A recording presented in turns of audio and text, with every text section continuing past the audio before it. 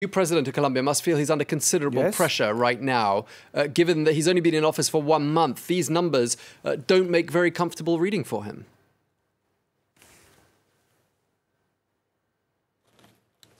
Yes, hello. Of course, the new government is under an extreme pressure, especially from the U.S. government. Mr. Trump, the U.S. president, has already said that Colombia has to reinforce its efforts on the fight against the coca plantation and the exit of cocaine from Colombia.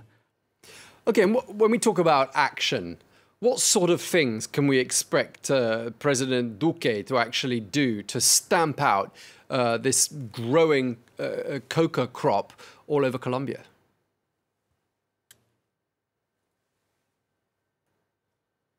Well, President Duque belongs to a political party that has is much more closer to the U.S. in terms of anti-drug, counter-drug strategy than his predecessor, Mr. Juan Manuel Santos. Colombia has 3 tools, if you say, or a strategy with 3 components that can be used in different weights, each one, to fight the growth of coca plantation. The first one is aerial spraying of the coca plantation. It was widely used, and during the past government, it was suspended out of medical reasons, out of health considerations, and it's quite probable that Mr. Duque will begin again to implement the aerial spraying of coca fields. The second one is what is called in Colombia forced eradication. This is done by the army. Last year, for example, in 2017, they eradicated the soldiers, go into the fields, and they eradicated about 55,000 hectares of coca plants.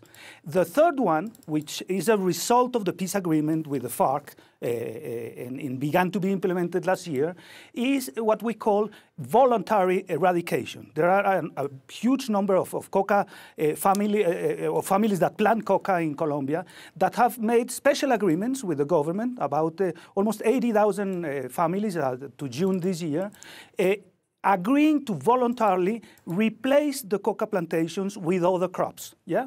So the strategy now is, and it's a big debate here in Colombia, is which weight each one of those 3 strategies will have: aerial spraying, forced eradication, and voluntary eradication in the frame of the peace agreements. Most probably, given the political profile of this government and its closeness to the U.S., the 2 first, aerial spraying and forced eradication, will get the biggest push.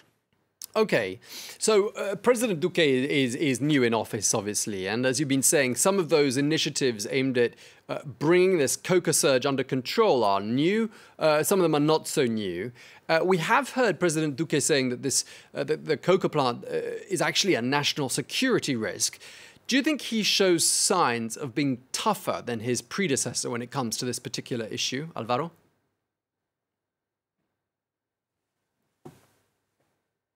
Yes, I could say that this is it's sure. You know, this kind of the way of naming the phenomenon of coca plantation and naming it as an issue of national security is very much close to the same. The U.S. formula, which is exactly the same. It's a matter of national security. It's obvious that coca has grown uncontrolled since, just for you to have an idea, between 2013 and last year, the coca crops went from 48,000 hectares to 171,000 hectares. It's almost it's a multiplication of almost by 4 in the span of 4 or 5 years. So the Colombian government faces a huge challenge, and it's quite probable that the strategy of aerial spraying and forced eradication will be implemented in full during, and I would say not just in full, they will be implemented very quickly under this government, which is under a very strong pressure from the U.S. government. Let me just ask you a final logistical question, Alvaro. I mean, the United Nations says that coca production is up 17% in terms of the hectares of Colombia which cultivate this plant. And I'm just wondering, how does the UN actually go about tracking the plantations where coca plants are cultivated. How do they do that? It's such a huge area.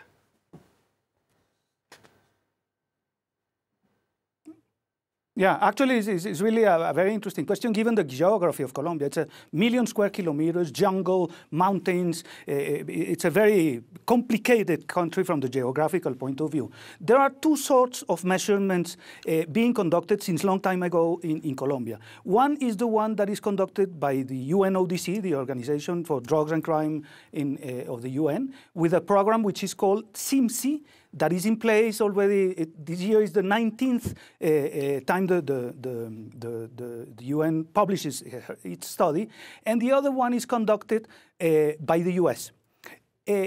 Historically, the numbers of hectares are not the same in the US and the UN studies. The US have been higher all the time. The UN has one advantage. They take satellite pictures of all the Colombian territory. I mean, it's a full picture of the country, evidently along the year. They take into consideration eradication. They can calculate productivity of coca leaf, for example, which is something that no one else does. But it is essentially a census. Strictly speaking, it's a census. The whole Colombian territory is photographed from satellites, and the information compiled and analyzed produces these studies that usually go out in June, July every year. This year we had it a bit later. The US, only takes pictures, satellite pictures of part of the territory, and then does calculations and extrapolation. So I would say that for specialists, the most accurate measure is the UN SIMSI study. Anyway, the US and the UN one have coincidence on the tendency. The growth and the rate of growth is similar in both studies. Okay, well, thank you very much indeed for sharing that with us.